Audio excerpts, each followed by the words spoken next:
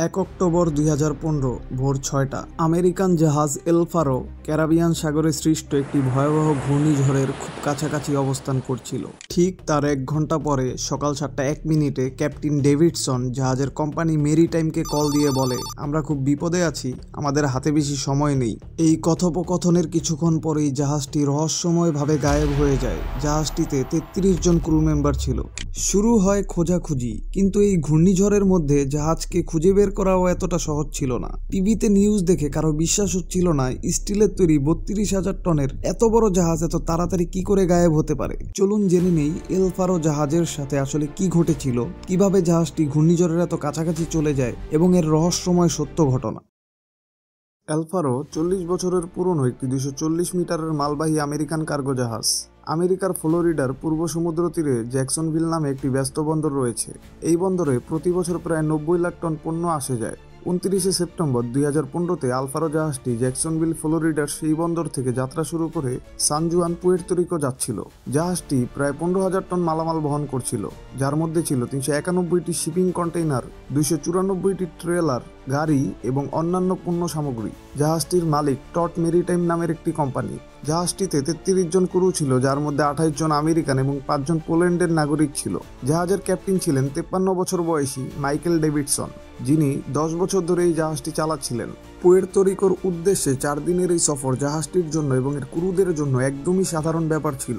আবহাওয়াও তেমন খারাপ ছিল না, কিন্তু যখন এলফারো বন্দর থেকে রওনা দেয়, পূর্ব দিকে প্রায় 1130 কিলোমিটার দূরে ওয়াকিন নামের একটি প্রবল ঘূর্ণিঝড়ের সৃষ্টি হয়েছিল। ওয়াকিন নামের এই ঘূর্ণিঝড়ের শক্তি খুব দ্রুত বৃদ্ধি পায়। 30 সেপ্টেম্বর সকাল 7:39 এটি একটি হারিকেইনে রূপ নেয়। ওয়াকিন নামের সেই হারিকেইনে 120 কিলোমিটার প্রতি ঘন্টা গতিতে হাওয়া চলছিল। কিন্তু ফ্লোরিডার কাছাকাছি সমুদ্রে এরকম হারিকেন সৃষ্টি হয় এটা নতুন কিছু নয়। প্রত্যেক বছর জুন জুলাই থেকে নভেম্বর পর্যন্ত এরকম চলে। কিন্তু ওয়াকিন নামের হারিকেনটির একটি ভয়াবহ ব্যাপার হচ্ছে এটি খুব দ্রুত শক্তিশালী হচ্ছিল এবং কোন দিক থেকে কোন দিকে এগোবে সেটা অনুমান করা আবহাওয়া বিশ্লেষকদের জন্য খুব কঠিন হয়ে যাচ্ছিল।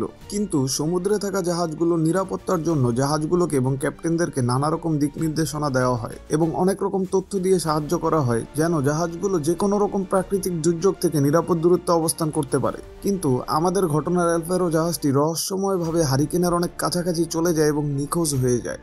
মায়ামিতে কোস্টগার্ড 7 এর কেন্দ্র রয়েছে, যারা দুর্ঘটনায় কবলিত জাহাজকে উদ্ধারের কাজ করে। 1 অক্টোবর 2015 সকাল 7:30 জাহাজের কোম্পানি টট মেরিটাইম কোম্পানি থেকে মায়ামি কোস্টগার্ড 7 কেন্দ্রে কল দিয়ে জানানো হয় যে এলফারো জাহাজের ক্যাপ্টেন তাদেরকে ফোন করে বলেছেন হোল্ড 3-তে পানি ভরতে শুরু করেছে এবং তিনি আরও বলেন জাহাজে বিদ্যুৎ নেই, আমরা খুব বিপদে আছি।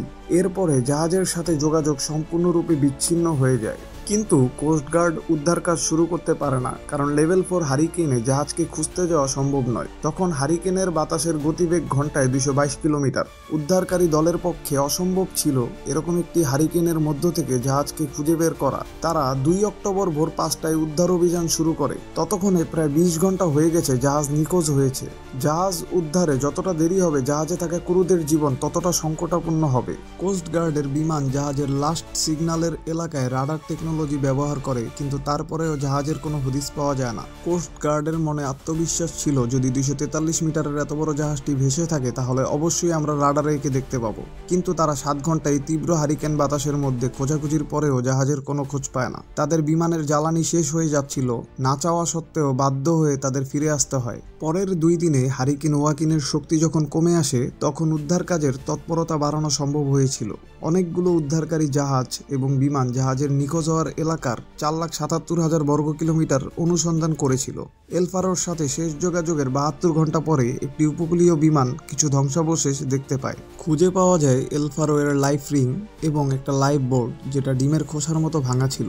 টিভির নিউজে এই ঘটনা প্রচারিত হলে জাহাজে থাকা ক্রুদের পরিবার কান্নায় ভেঙে পড়ে এবং উপরওয়ালার কাছে প্রার্থনা করে যেন বেঁচে থাকা কাউকে খুঁজে পাওয়া যায়। কিন্তু জাহাজ নিখোঁজের 3 দিন হয়ে গিয়েছিল। 4 লেভেলের হারিকেনের বাতাসে যে গতি থাকে সেখানে পানির কণা এবং বাতাসের যে চাপ সৃষ্টি হয় সেখানে নিঃশ্বাস নেওয়া সম্ভব নয়। সেই পরিস্থিতিতে কারো বেঁচে থাকা প্রায় অসম্ভব। এরপরে জাহাজকে পানির গভীরতায় খোঁজার জন্য মার্কিন সরকার মার্কিন নৌবাহিনীর গবেষণা জাহাজ USNS অ্যাপাচিকে মোতায়েন করেছিল। অ্যাপাচিতে রয়েছে গভীর সমুদ্রে হারিয়ে যাওয়া কোনো কিছুকে খুঁজে বের করার টেকনোলজি, আরও রয়েছে রিমোট কন্ট্রোল রোবট সহ উন্নত ডুবো অনুসন্ধান প্রযুক্তি। অ্যাপাচি সফলভাবে বাহামাসের কাছে সমুদ্রের তলদেশে প্রায় 15,000 ফিট গভীরতায় এলফারো জাহাজটি খুঁজে পায়।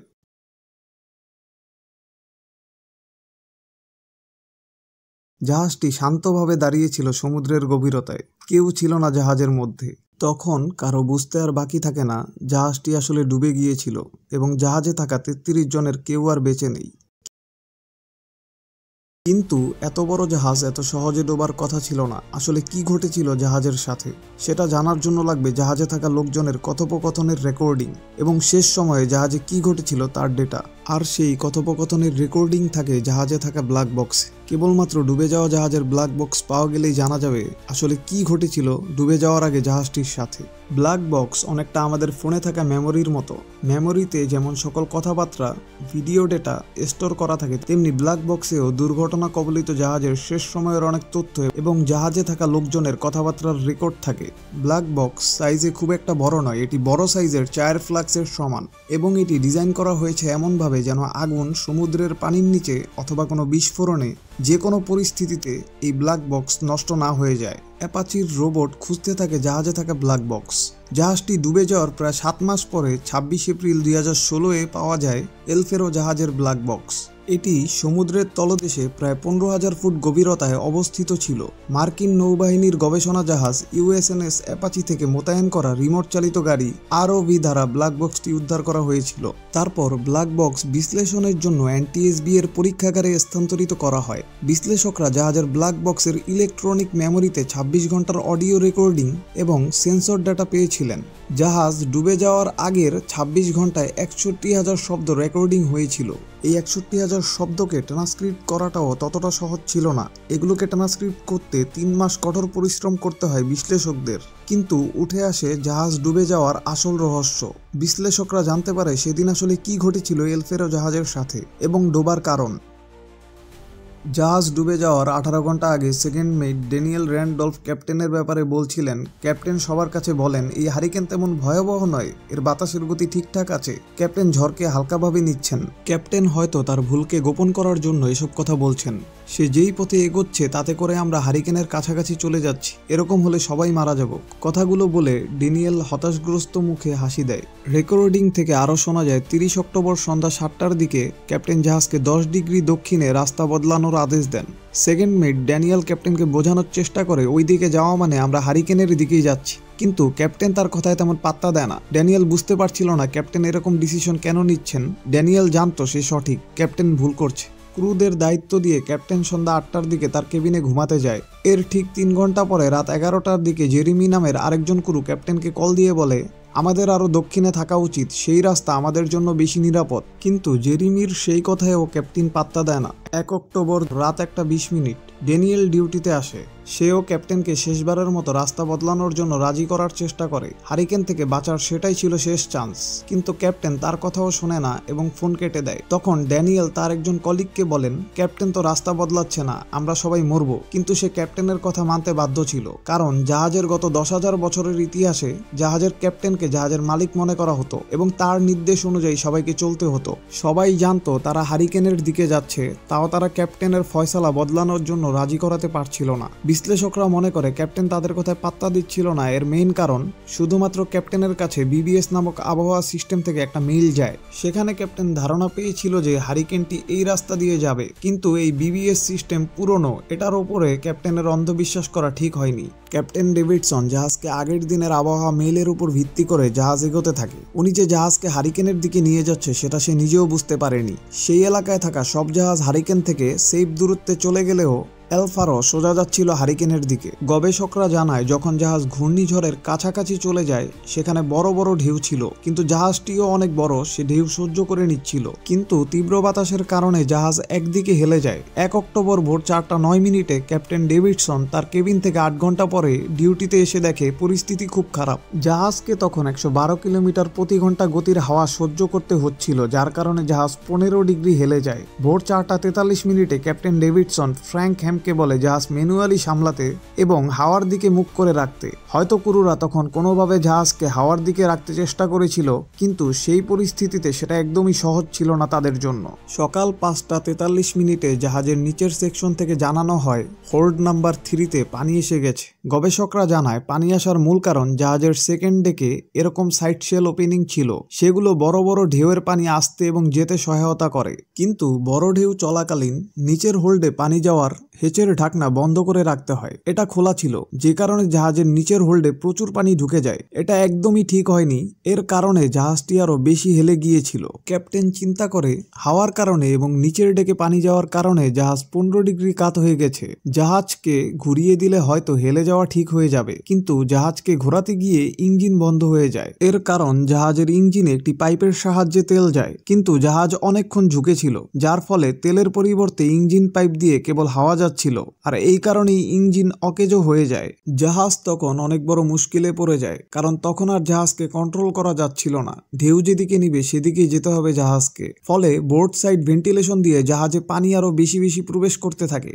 জাহাজ যত হেলে যাচ্ছিল এর ভেতরে পানি প্রবেশ করছিল। তখন হয়তো সবাই বুঝতে পেরেছিল জাহাজকে বাঁচানো সম্ভব নয়। জাহাজে থাকা সবাই তখন বুঝে গেছিল তাদের বাঁচার আর কোনো পথ হয়তো নেই। 7:01 ক্যাপ্টেন তার কোম্পানি টট মেরিটাইমকে কল দিয়ে বলে, আমাদের ইঞ্জিন কাজ করছে না, বিদ্যুৎ বন্ধ হয়ে গেছে। 7:29 ক্যাপ্টেন জাহাজ ছাড়ার অ্যালার্ম দেন, ক্রুদের লাইফ বোর্ডে ওঠার নির্দেশ দেন। জাহাজে রয়ে যায় ক্যাপ্টেন এবং ফ্র্যাঙ্ক হ্যাম। সকাল 7:36 ফ্র্যাঙ্কের লাস্ট কথা শোনা যায়, বাঁচাও বাঁচাও। ফ্র্যাঙ্ক ক্যাপ্টেনকে বলছিল, ক্যাপ্টেন আমি ডুবে যাচ্ছি। ক্যাপ্টেন তখন বলেছিল, না ফ্র্যাঙ্ক তুমি ডুববে না, সাহস রাখো। এরপরে রেকর্ডিংয়ে আর কিছু শোনা যায়নি, কারণ তখনই জাহাজ গভীর সমুদ্রে চিরদিনের জন্য ডুবে গিয়েছিল।